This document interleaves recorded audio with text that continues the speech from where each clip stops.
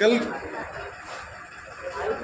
कल की क्लास में हम लोग निस्तापन पढ़े थे और थोड़ा सा रिपीट करते हुए आगे बढ़ते हैं। निस्तापन में हमने यही बताया था कि ऐसे अयस्क जिसमें क्या लगे होंगे, कार्बन और ऑक्सीजन, ऐसे अयस्क जिसमें सल्फर और ऑक्सीजन, ऐसे अयस्क जिसमें हाइड्रोजन और ऑक्सीजन किसी भी रूप में लगे हुए हमको मिल गए, उन अयस्कों का क्या कराएंगे, निस्तापन। निस्तापन में वायु नहीं रहेगा, वायु की अनुपस्थिति में हम उसे गर्म करेंगे। गर्म करेंगे तो सी और ओ वाला जो अयस्क होगा या क्या बनाएगा, कार्बन डाइऑक्साइड। जिसमें यस और ओ होगा वह क्या बनाएगा, सल्फर डाइऑक्साइड। जिसमें यच और ओ होगा वो क्या बनाएगा, जलवाष्प बनाएगा, यानी जल निकालेगा। और निस्तापन की क्रिया से हमें धातु से प्राप्त क्या होता है, धातु का ऑक्साइड, अशुद्धियां और धातु की ऑक्साइड प्राप्त होती है। ये कल हमने बताया था जी। आज हम लोग भर्जन पढ़ने वाले हैं। क्या पढ़ेंगे, भर्जन। भर्जन जस्ट इसका उल्टा होता है। थोड़ी सी बातें, परिभाषा सुनो निस्तापन की क्या बताएगी। सांद्रित अयस्क को, सांद्रित मतलब शुद्ध अयस्क। शुद्ध कहाँ से हुआ था भैया, जब हमने कराया था झाग, चुंबकी, गुरुत्वी, इन सबसे शुद्ध अयस्क मिला था। तो शुद्ध अयस्क कहें या उसी को कहें सांद्रित अयस्क। तो सांद्रित अयस्क को वायु की अनुपस्थिति में, यानी बिना वायु की उपस्थिति, वायु नहीं चाहिए निस्तापन की क्रिया के, वायु की अनुपस्थिति में उसके गलनांक के नीचे, मतलब इतना नहीं गर्म करें कि पिघल जाए, लेकिन उच्च ताप पर गर्म करेंगे। जैसे लोहार के पास गए होगे तो देखते होगे कि वो पूरे लोहे को एकदम खून जितना लाल गर्म कर देता है, खून जितना लाल गर्म हो जाता, तो उतना गर्म करना, और इतना नहीं गर्म कर दो पिघल ही जाए, ठीक है ना। तो खून जितना लाल गर्म करेंगे। रक्त तप्त जिसको कहा जाता है, गलनांक के नीचे परंतु उच्च ताप पर गर्म करके उसमें उपस्थित अशुद्धि, नमी, जलवाष्प, कार्बन डाइऑक्साइड, सल्फर डाइऑक्साइड आदि अशुद्धियों को दूर करने की क्रिया क्या कहलाती है लल्ला, निस्तापन की क्रिया कहलाती है। जस्ट आ जाएंगे भर्जन में। तो भर्जन में क्या कहेंगे, उसमें वायु की अनुपस्थिति थी, तो इसमें वायु की क्या हो जाएगी, उपस्थिति। कहेंगे सांद्रित अयस्क को, ये भैया HgS, यह कैसा अयस्क है, सांद्रित किया गया होगा, झाग नहीं आया, HgS झाग प्लावन से शुद्ध किया गया होगा। पहले बढ़िया सा ढेला मिला होगा अंदर से, मान लेते हैं जमीन से खना गया होगा, खनने के बाद एक टुकड़ा मिला होगा जिसमें धूल, मिट्टी, बालू, कंकड़, पत्थर सारी अशुद्धियां मिली थी। लेकिन यह अयस्क कहता था सल्फाइड अयस्क था। तो पता ना सल्फाइड अयस्क को पहले बारीक हम क्या करते हैं, पीसते हैं, और बारीक पीसने के बाद जिस अयस्क में सल्फाइड लगा होता है उसका झाग प्लावन कराते हैं। क्या कराते हैं, झाग प्लावन किया गया होगा। धूल, मिट्टी, बालू, कंकड़, पत्थर जो था पानी से बिखर कहाँ बैठ गया होगा, नीचे। जो HgS के जो अयस्क रहे होंगे वो झाग के साथ कहां चले गए होंगे, ऊपर। पोटेशियम एथिल जिंथाइट मिलाया गया तो जो झाग बना रहा था, और चीड़ के तेल के साथ भीगा, हल्का हो गया तो ऊपर चला गया और झाग को हटाकर अलग कर लिया गया। तो क्या लगा, पूरा प्योर धातु मिल गई थी? नहीं जी, हमको सल्फाइड HgS का शुद्ध रूप मिला था, जिसको सांद्रित अयस्क या शुद्ध अयस्क कहते हैं। अब इस शुद्ध अयस्क में केवल सल्फर लगा, केवल क्या लगा है, सल्फर। तो ऐसा अयस्क, भर्जन को पहचानने की शॉर्ट टिक है, ऐसा अयस्क जिसमें केवल सल्फर लगा होगा ला, उसका हम क्या कराएंगे, भर्जन। अगर गलती से S के साथ क्या लग गया, O3, तो क्या इसका भर्जन होगा? जिस अयस्क में S और O होगा उसका क्या कराएंगे, निस्तापन, तब इसका निस्तापन होता। लेकिन केवल यस लगा धातु, अधातु के साथ क्या लगा है, सल्फर, तो उसका क्या होगा बच्चा, भर्जन होगा। और देखो भर्जन की क्रिया बड़ी आसान है, निस्तापन में थोड़ा सा कठिन था। भर्जन की क्रिया बिल्कुल हलवा जैसी है। किसका हलवा, गाजर का हलवा। वायु की उपस्थिति यानी O2 हम जोड़ेंगे। क्या कल वाले रिएक्शन में O2 जोड़ा जा रहा था, O2 मतलब रिएक्शन नहीं दिया जा रहा क्योंकि उसमें वायु की अनुपस्थिति थी, इसमें वायु की उपस्थिति, वायु दिया जाएगा। रक्त तप्त गर्म करेंगे, रक्त तप्त मतलब खून जितना लाल गर्म करेंगे, इतना गर्म करें पिघले नहीं, लेकिन थोड़ा सा नीचे डाउन रहे। जैसे कोई धातु 1000 डिग्री पर मेल्ट होगी, अब उसको हम 50 डिग्री पर नहीं गर्म करेंगे जी, उच्च ताप पर गर्म करेंगे। मतलब कितना, लगभग 950 डिग्री पर गर्म करेंगे। जब पिघल जाएगा तब पिघल जाएगा, उतना बचा रहे, लेकिन पिघलना नहीं चाहिए। तो गलनांक के नीचे गर्म कर रहे हैं। यह क्रिया कौन सी हो रही है सर जी, भर्जन कैसे पहचाना? धातु के साथ सल्फर केवल है, जिस अयस्क में धातु के साथ केवल सल्फर होगा लल्ला, उसमें ऑक्सीजन जोड़ना पड़ेगा और वह क्रिया कौन सी कहलाएगी? भर्जन की कहलाएगी। क्लियर, समझ में आई बात? इतनी करना भी क्या, जानते हो तुम लोग बचपन से, आवर्त सारणी में 6वें ए में ऑक्सीजन सल्फर एक ही वर्ग का तत्व है, एक ही श्रेणी का, एक ही संयोजकता का, एक ही गुणधर्म का कह सकते हो। इसका गुण इससे मिलता जुलता है। संयोजकता इसकी भी 2 होती है, इसकी भी संयोजकता कितनी होती है? 2। तो कुछ ना करना है, जब 2 है तो जब वो सल्फर लगा होगा तब वहां सल्फर को हटा के ऑक्सीजन बस जोड़ देंगे, बस इतना सा सीख लेना है। जितना सल्फर लगा हुआ दिख रहा है वहां से उतना सल्फर हटाएंगे, वहां पे उतना ऑक्सीजन लगा, क्या कर देंगे? जोड़ देंगे। तो बताओ कौन सल्फर दिख रहा है हमको? 1। तो यहाँ पे कितना ऑक्सीजन जोड़ेंगे? 1 का ना, यानी क्या लिख सकते हैं? ZnO अब प्लस जो S निकला है O से मिलकर क्या बना लेगा? SO2। और शुद्धि ग्रुप में केवल और केवल इसमें सल्फर डाइऑक्साइड निकलती है। इसमें शुद्धि नमी निकल रहा था, सल्फर डाइऑक्साइड और कार्बन डाइऑक्साइड तीनों निकल रहा था, और इसमें शुद्धि केवल कितना निकलेगा? एक ही, सल्फर डाइऑक्साइड। और ये पेपर में आता है जी, वेरी वेरी इंपॉर्टेंट है, निस्तापन, भर्जन और प्रगलन तीनों हेडिंग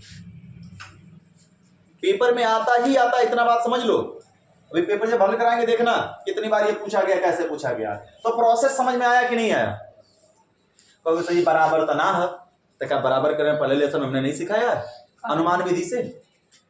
ये भैया जरा गौर करो, ऑक्सीजन 2 1 3 है सर जी, पहले 2 लगा देते हैं तो जिंक कितना हो जाएगा? Zn 2 1 है, Zn 1 है, सल्फर 1 है, सल्फर 1 है। ऑक्सीजन यहाँ पे 2 कर दिया जाए और यहाँ पे 2 कर, 2 दूना के 4, 4 2 6, जिंक 2 सल्फर 2, यहाँ पे कितना कर दें? 3, 3 दूना के। ये पहले लेसन हमने पूरा बखूबी पढ़ाया कैसे क्या करना होगा। 2 से गुणा हमने किया, जिंक 2 हुआ, जिंक 2 हुआ, सल्फर 2 हुआ, सल्फर के आगे 2 कर दिया। अब देखा जाए एक्शन 2 3 2 दूना के 4, 4 2 6, तो 3 दूना के 6 हो गया। बराबर करना अनिवार्य है।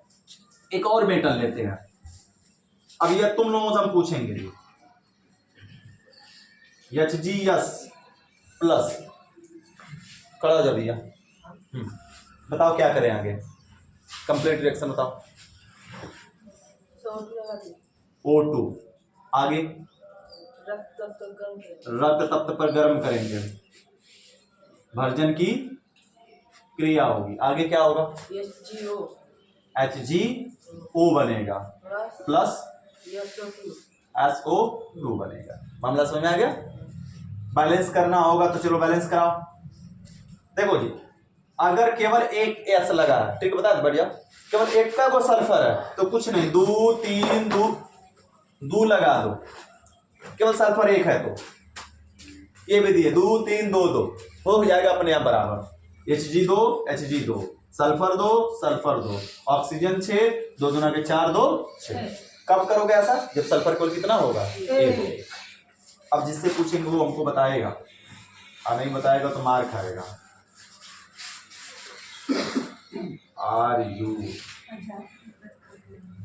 Ru2SO प्लस, इस चंडाल को खड़ा करा है। चलो भैया तुम ही खड़ा हो जाओ पीछे पीछे, हाँ हाँ खड़ा, बताओ क्या करें? O2 जोड़ दिए, तेज बोल था, रक्त तप्त पर गर्म करेंगे। हाँ।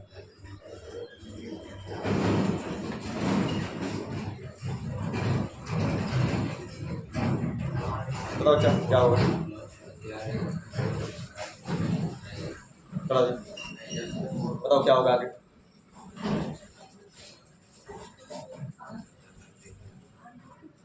आगे क्या होगा? नहीं समझ में आया ना? ऊपर पूछोगे तो भाई नहीं,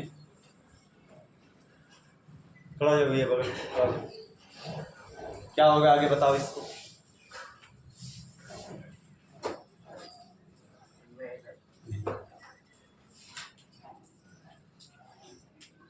किसने खड़ा हो जाए, बताओ भैया क्या होगा?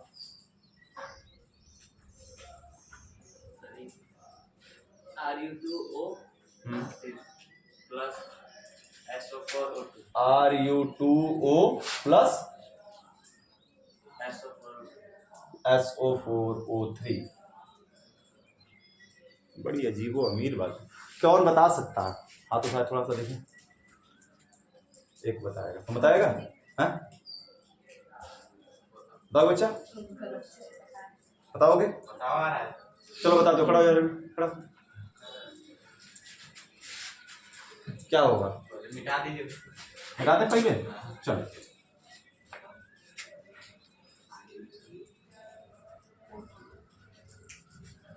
हट जा रहे पूरा भैया। लो Ru2O2 प्लस SO2।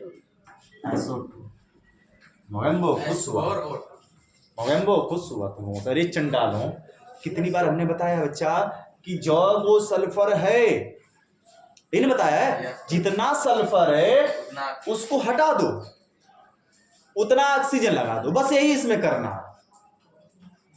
यहाँ पे कितना सल्फर था, हमने एक सल्फर हटाया, क्या लगा दिया? एक ऑक्सीजन। कितना सल्फर है जी?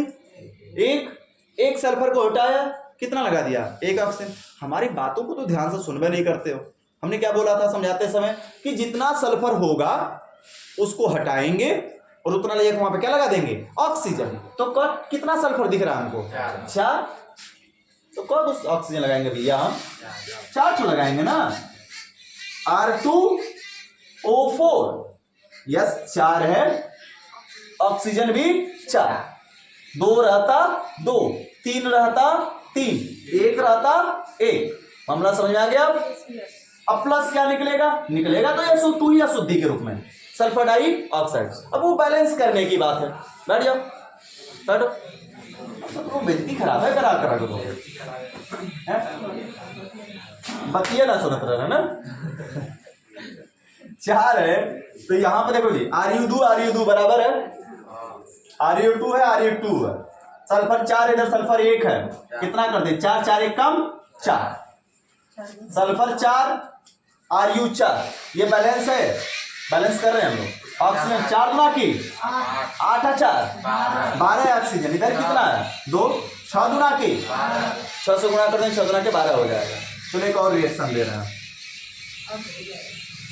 Cu ना एक बहुत ज्यादा इंपॉर्टेंट स्टार बना दे रहे हैं। कई बार पेपर में इसका यह पूछा हुआ है और लड़के इसका गड़बड़ करके चले जाते हैं।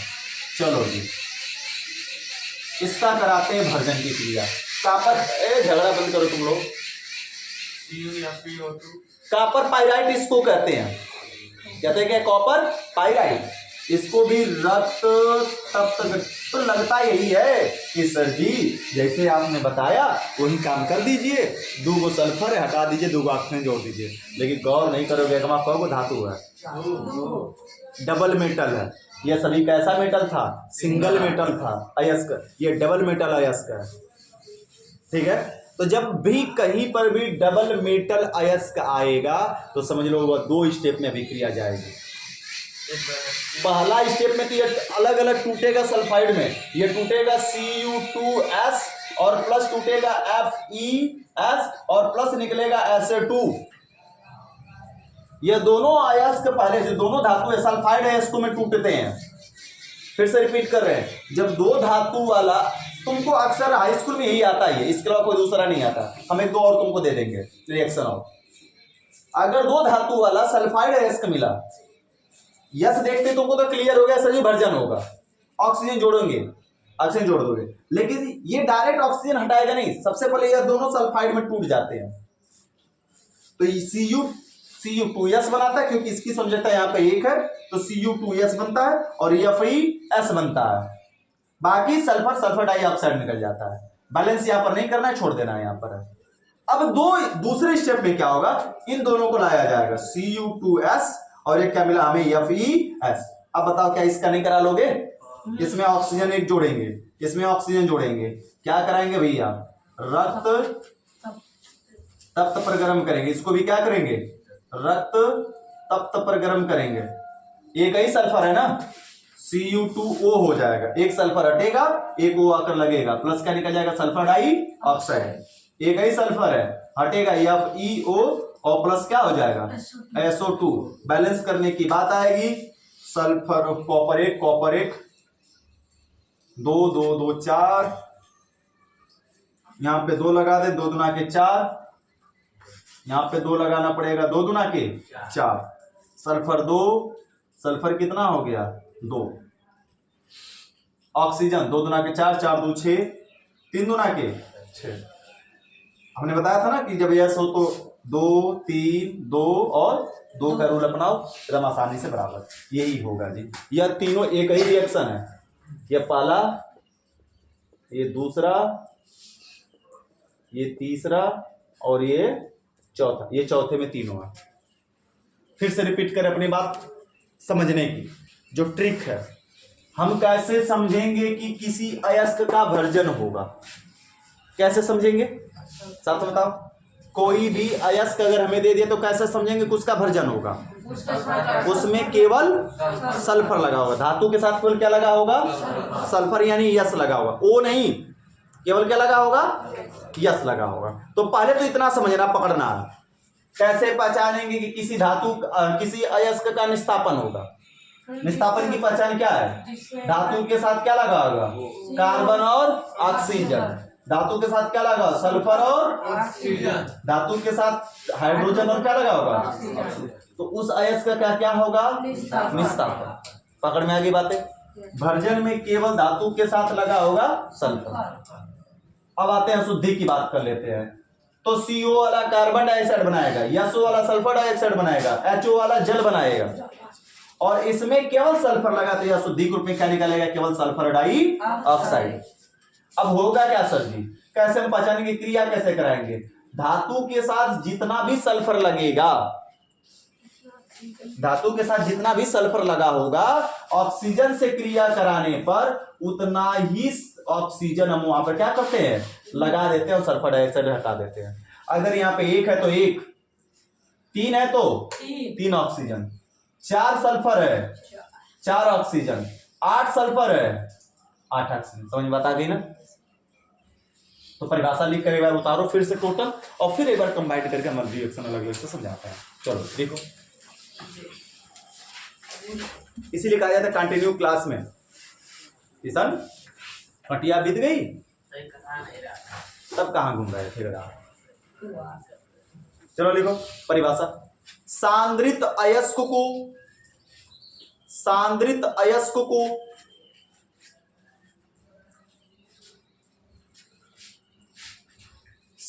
अयस्क को उसके गलनांक के नीचे, अरे वायु की उपस्थिति में, सॉरी छूट गया, सांद्रित अयस्क को वायु की उपस्थिति में, पहले सेंटेंस सुधार लो, सांद्रित अयस्क को वायु की उपस्थिति में, सांद्रित अयस्क को वायु की उपस्थिति में, वायु की उपस्थिति में उसके गलनांक के नीचे, उसके गलनांक के नीचे परंतु उच्च ताप पर, परंतु उच्च ताप पर गर्म करके, परंतु उच्च ताप पर गर्म करके, उच्च ताप पर गर्म करके उसमें उपस्थित नमी, उसमें उपस्थित नमी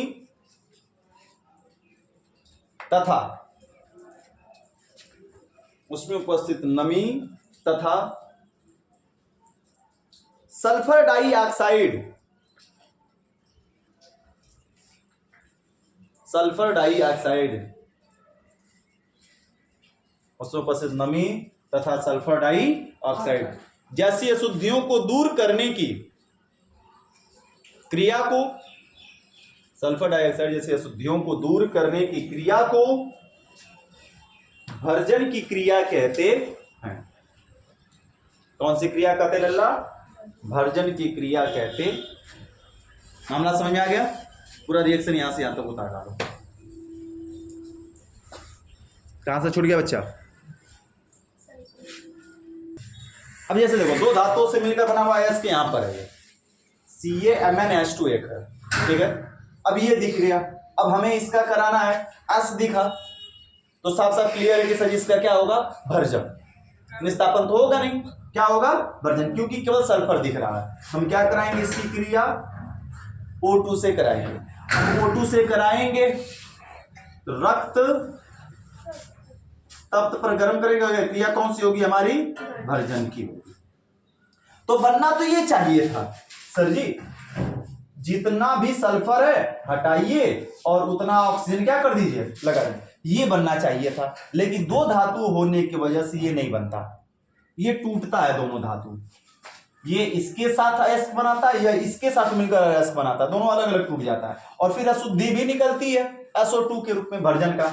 तो CaS के साथ मिलेगा तो Ca की संयोजकता, अभी हम संयोजकता वाला लेसन जब आवर्त सारणी पढ़ाएंगे ना इसके बाद, तो आवर्त सारणी में टोटल संयोजकता क्लियर हो जाएगी। Ca की संयोजकता 2 और S की संयोजकता कितनी होती है, 2, 2 से 2 कट जाएगा तो क्या बन जाएगा भैया, CaS।